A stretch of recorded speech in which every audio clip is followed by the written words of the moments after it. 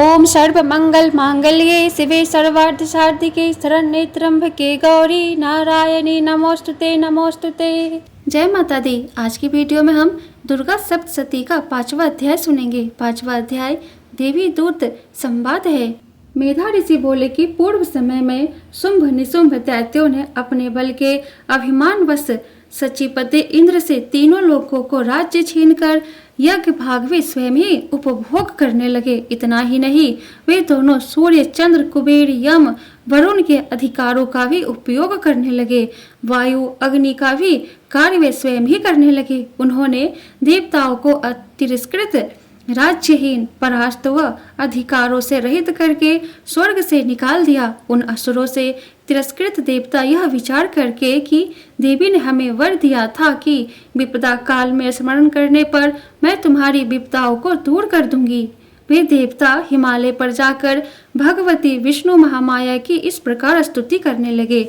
देवता बोले कि देवी को नमस्कार है, महादेवी शिवा को सदैव नमस्कार है, प्रकृति व भद्रा को नमस्कार है। हम देवता नियम से जगदम्बा को नमन करते हैं। रौद्रा नित्या गौरी धात्री को बारंबार नमस्कार है। ज्योतिर्मयी चंद्र रूपा सुख स्वरूपा देवी को बारंबार नमस्कार है। शरण ग्रहण करने वालों का कल्याण करने वाली वृद्धि व सिद्धि स्वरूपा देवी को हम देवता बारंबार नमस्कार करते हैं। असुरों की लक्ष्मी राजलक्ष्मी सर्वाणी स्वरूपा आप जगदम्बिके को बारंबार नमस्कार है। दुर्गा दुर्गपारा सारा सर्वकारिणी ख्याति कृष्णा धूम्रा देवी को सदैव नमस्कार है। अति सौम्य व अति रौद्र रूपा देवी को हमारा नमस्कार है। उस देवी को हम बारंबार प्रणाम करते हैं। संसार की मूलाधार कृति देवी को बारंबार नमस्कार है। जीवों में विष्णु की माया के रूप में प्रसिद्ध देवी को नमस्कार है, बारंबार नमस्कार है। चराचर जगत के जीवों में चेतना रूप से स्थित देवी को नमस्कार है, बारंबार नमस्कार है। जीवों में बुद्धि रूप में स्थित देवी को नमस्कार है, बारंबार नमस्कार है। सभी जीवों में निद्रा रूप से स्थित देवी को नमस्कार है, बारंबार नमस्कार है। जीवों में सुधा रूप से स्थित देवी को नमस्कार है, बारंबार नमस्कार है। जीवों में छाया रूप से स्थित देवी को नमस्कार है, बारंबार नमस्कार है। जीवों में शक्ति रूप से स्थित देवी को नमस्कार है, बारंबार नमस्कार है। जीवों में तृष्णा रूप से स्थित देवी को नमस्कार है, बारंबार नमस्कार है।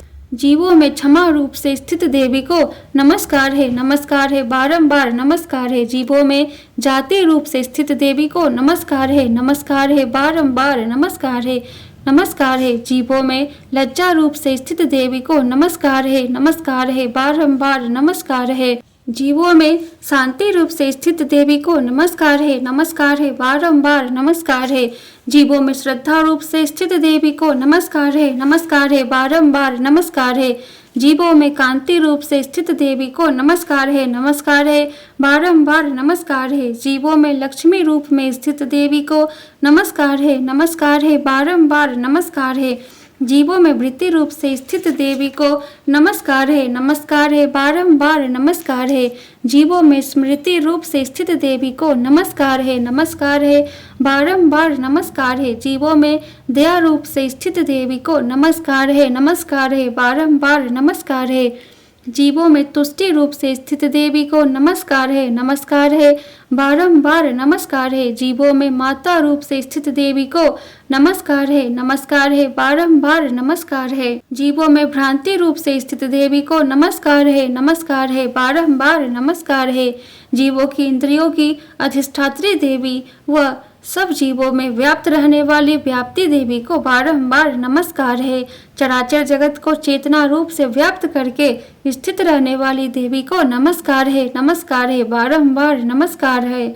पूर्व समय में देवताओं ने अपने अभिष्ट की सिद्धि के लिए जिस देवी की स्तुति की थी और देवराज इंद्र ने कई दिनों तक जिसका सेवन किया था, वही कल्याण की साधन भूता ईश्वरी हमारा कल्याण व मंगल करे और सभी विपत्तियों को नष्ट करे।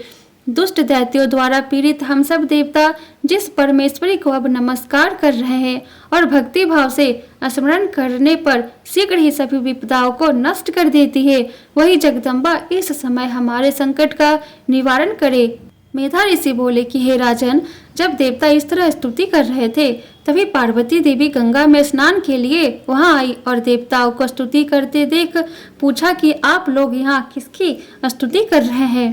तब पार्वती के शरीर कोश से उत्पन्न होकर शिवा देवी ने कहा कि शुंभासुर से तिरस्कृत व युद्ध में निशुंभ से परास्त होकर यह एकत्र हुए ये देवता मेरी ही स्तुति कर रहे हैं। पार्वती के शरीर कोश से उत्पन्न होने के कारण अंबिका सभी लोकों में कौशिकी नाम से भी जानी जाती है।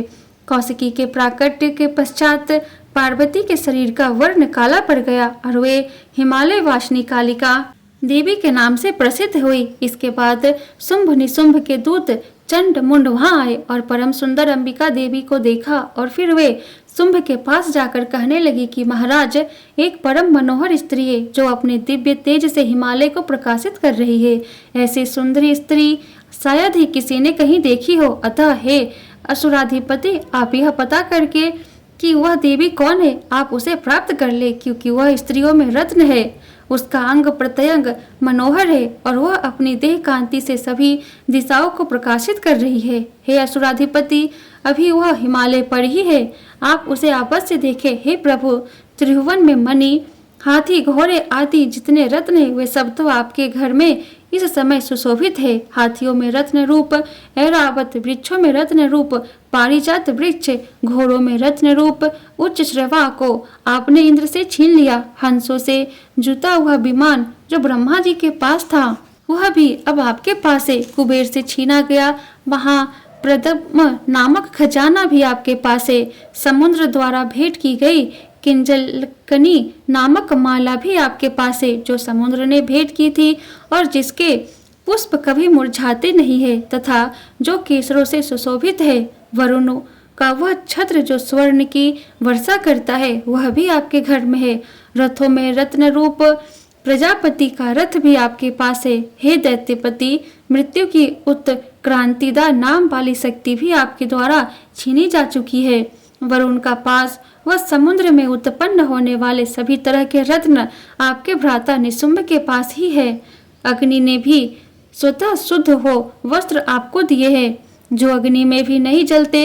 इस तरह हे असुराधिपति, सभी प्रकार के रत्न आपके द्वारा एकत्र किए जा चुके हैं। फिर आप स्त्रियों में रत्न रूप कल्याण रूपा उस देवी को क्यों नहीं प्राप्त कर लेते। मेधा ऋषि बोले कि चंड मुंड का वचन सुनकर शुंभ ने महाबलवान असुर सुग्रीव को दूत बनाकर देवी के पास भेजा और बोला कि जो बातें मैं तुम्हें बता रहा हूँ वही बातें तुम उस स्त्री को भली प्रकार समझाकर कहना और ऐसा प्रयास करना ताकि वह प्रसन्नता पूर्वक यहाँ शीघ्र ही चली आए। सुग्रीव नामक वह दूत हिमालय पर्वत के उस मनोरम स्थान में पहुंचा जहाँ देवी विराजमान थी। वहां जाकर वह दूत देवी से बोला कि हे देवी, राक्षसों का राजा शुंभ वर्तमान में तीनों लोकों का स्वामी है। मैं असुर राज का भेजा दूत हूँ और यहाँ तुम्हारे पास उपस्थित हुआ हूँ। सभी देवता उसकी आज्ञा का समान रूप से पालन करते हैं। कोई भी उसकी आज्ञा की अवहेलना नहीं कर सकता क्योंकि उसने देवताओं को जीत लिया है। उसी असुराधिपति ने तुम्हारे लिए जैसा संदेश भेजा है वह तुम सुनो। उसने कहा कि इस समय तीनों लोक मेरे अधिकार में है। सभी यज्ञों के भागों को अलग अलग रूपों में मैं ही भोगता हूँ। तीनों लोकों में जितने भी श्रेष्ठ रत्न है वे सब मेरे पास है, अर्थात इंद्र का वाहन ऐरावत मेरे पास है जो मैंने इंद्र से छीन लिया है। क्षीर सागर के मंथन से उत्पन्न उच्च श्रवा नामक घोड़ा भी मेरे पास है। वह घोड़ा देवताओं ने मुझे भेंट किया है। हे सुंदरी, इनके अतिरिक्त भी जो रत्न रूप पदार्थ देवताओं, गंधर्वों, नागों के पास थे वे सभी अब मेरे पास है। हे सुंदरी, मैं तुम्हें भी स्त्रियों में रत्न रूपा ही मानता हूँ क्योंकि रत्नों का उपभोग करने वाला केवल मैं ही हूँ। चंचल कटाक्षों वाली हे सुंदरी, अब तुम या तो मेरी पत्नी बनो या मेरे भाई निशुंभ की पत्नी बनो। मेरा वरण करोगी तो तुम्हें अतुलनीय ऐश्वर्य प्राप्त होगा। स्वविवेक से निर्णय कर तुम मेरी ही पत्नी बनो, यही उचित है। महर्षि मेधा बोले कि दूत के मुख से शुंभ का संदेश सुनकर कल्याण रूपा जगत धारिणी देवी दुर्गा मन ही मन गंभीरता से मुस्कुराकर बोली कि हे दूत, तुमने सब कुछ सत्य कहा है, इसमें जरा भी मिथ्या नहीं है। शुंभ निश्चय ही तीनों लोकों का स्वामी है और निशुंभ भी कम पराक्रमी नहीं है। लेकिन समस्या यह है कि इस संबंध में मैंने एक प्रण कर रखा है। उस प्रण को मैं कैसे तोड़ दूं? यह प्रण मैंने अज्ञानता में बहुत पहले ही कर लिया था। तुम उस प्रण को सुनो। मैंने प्रण किया है कि जो कोई भी मुझे युद्ध में परास्त करके मेरे गर्व को तोड़ देगा और जो संसार में मेरे ही समान बलशाली होगा वही मेरा स्वामी होगा। अतः तुम या निशुंभ में से कोई भी यहाँ आकर पहले मुझसे युद्ध करे और फिर मुझे परास्त कर मुझसे विवाह कर ले। इसमें विलंब कैसा? देवी के ऐसे कहने पर दूत बोला कि देवी, तुम घमंड से चूर होकर ही ऐसा कह रही हो, लेकिन ऐसी गर्वपूर्ण बातें मेरे सामने ना करो, क्योंकि तीनों ही लोकों में मुझे तो कोई नहीं दिखाई देता जो शुंभ निशुंभ के सामने युद्ध में खड़ा रह सके। हे देवी, सारे देवता भी अन्य दैत्यों के सम्मुख युद्ध में नहीं ठहर पाते, तब तुम स्त्री होकर शुंभ निशुंभ का युद्ध में कैसे सामना कर सकोगी? इंद्र तो देवताओं का राजा था, वह भी शुंभादि दैत्यों के सामने नहीं टिक पाया, तब तुम स्त्री होकर शुंभ निशुंभ के सामने युद्ध भूमि में कैसे जा सकोगी? इसलिए मेरा कहा मानो तो तुम शुंभ निशुंभ के पास मेरे साथ ही चल पड़ो। ऐसा कहने पर तुम्हारे मान सम्मान पर कोई आँच नहीं आएगी, अन्यथा तो वे तुम्हारे केस पकड़कर घसीटते हुए ले जाएंगे, तब तुम्हारी क्या प्रतिष्ठा रहेगी? इस पर देवी बोली कि तुम्हारा कथन उचित है। शुंभ महाबलशाली है और निशुंभ भी बड़ा पराक्रमी है, लेकिन मैं कर भी क्या सकती हूँ? मैंने तो यह प्रतिज्ञा बहुत पहले ही बिना सोच विचार किए कर ली थी। इसलिए अब तुम जाओ और जैसा मैंने कहा है वैसा ही असुरराज से सम्मान पूर्वक कह देना, फिर जैसा वे उचित समझे वही करे।